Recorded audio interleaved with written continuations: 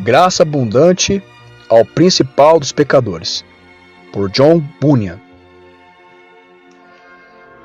Neste relato do misericordioso proceder de Deus para comigo, não estaria errado se começasse mencionando alguns detalhes de minha vida e criação, para que a amabilidade e a bondade de Deus para comigo se tornem ainda mais evidentes para o leitor. Quanto ao meu contexto social, nasci, como muitos hão de saber, numa família de origem humilde. Os pais de meu pai eram de posição social desfavorecida e estavam entre os mais desprezados da sociedade. Por essa razão, não posso orgulhar-me, como outros, de ter sangue nobre ou qualquer parentesco distinto, herdado por nascimento. Consideradas todas essas circunstâncias, engrandeço o Deus do céu e da terra, porque Ele me trouxe ao mundo, a fim de participar da graça e da vida que estão em Cristo, mediante o Evangelho. Contudo, apesar de meus pais pertencerem a uma classe social baixa, aprove a Deus fazê-los enviar-me à escola, para aprender a ler e a escrever, habilidades que adquiri do mesmo modo que o fazem as outras crianças. Para minha vergonha, porém, confesso que logo esqueci quase todo o pouco que aprendi, antes de o Senhor realizar graciosamente uma obra em minha alma, e me conceder a bênção da verdadeira conversão. Quanto à minha vida de incrédulo, sem Deus no mundo, eu vivia realmente segundo o curso deste mundo, e sujeito às influências do Espírito que agora atua nos filhos da desobediência. Sendo totalmente injusto, e estava feliz por ser cativo do diabo, para cumprir sua vontade. Essa sujeição dominava de tal modo meu coração e exercia tal controle sobre minha vida, que, embora fosse tão jovem, poucos se igualavam a mim em amaldiçoar, praguejar, falar palavrões, mentir e blasfemar o santo nome de Deus. De fato, cresci tão acostumado a essas coisas que elas se tornaram naturais para mim. Para minha vergonha, percebi que isso ofendia tanto a Deus, que mesmo em minha infância Ele me assustava e apavorava com sonhos terríveis e me aterrorizava com visões horrendas. Muitas vezes, enquanto dormia, depois de passar o dia todo em pecado, como passava tantos outros, eu ficava intensamente perturbado com pensamentos sobre demônios e espíritos maus, que trabalhavam a fim de ganhar-me para eles, conforme eu pensava, uma ideia da qual não podia me libertar.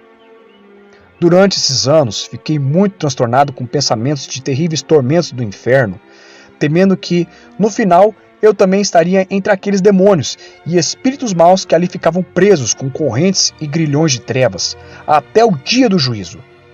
Quando eu tinha 9 ou 10 anos, essas coisas me afligiam tanto que muitas vezes, enquanto desfrutava das brincadeiras e dos deleites da infância, com minhas companhias mundanas, eu ficava profundamente abatido no espírito e afligido na mente.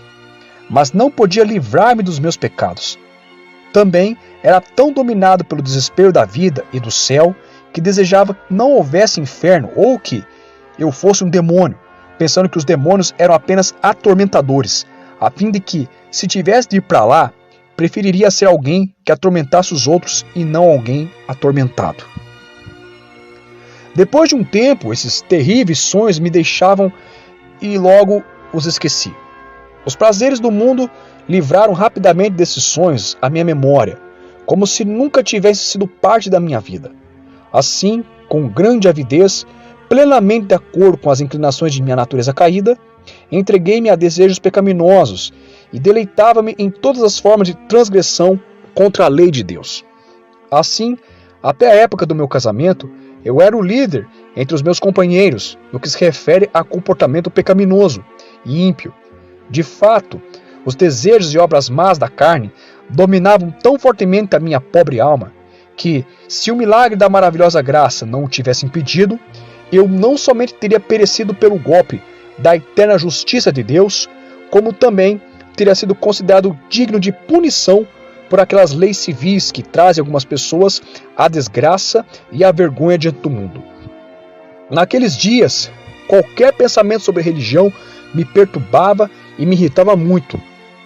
Eu não os tolerava, nem admitia que alguém mais os tolerasse. E quando via alguém lendo sobre obras de santidade e conduta cristã, sentia-me aprisionado. Então eu disse a Deus: retira-te de mim, não desejo conhecer os teus caminhos.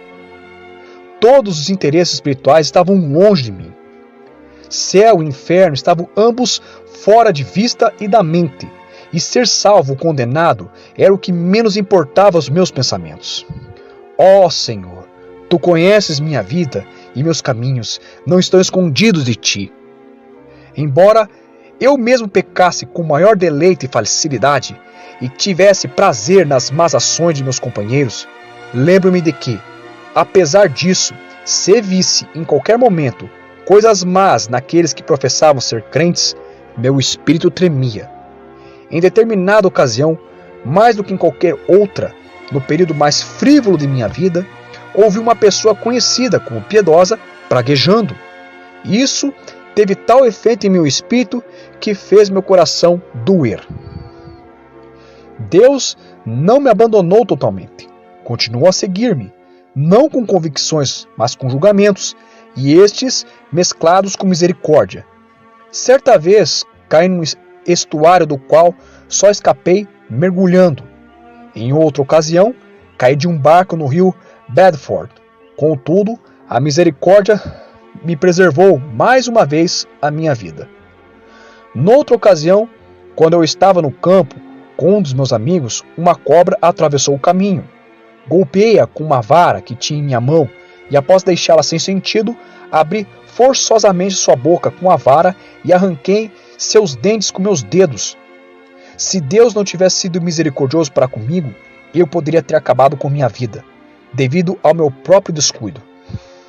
Também observei com gratidão que, enquanto servia como soldado, fui escalado com alguns outros para sitiar um lugar específico.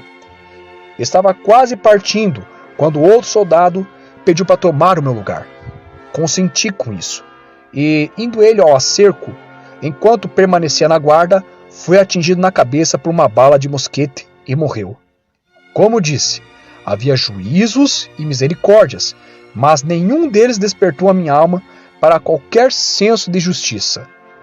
Assim, continuei a pecar e tornei-me cada vez mais rebelde contra Deus e negligente a respeito da minha própria salvação.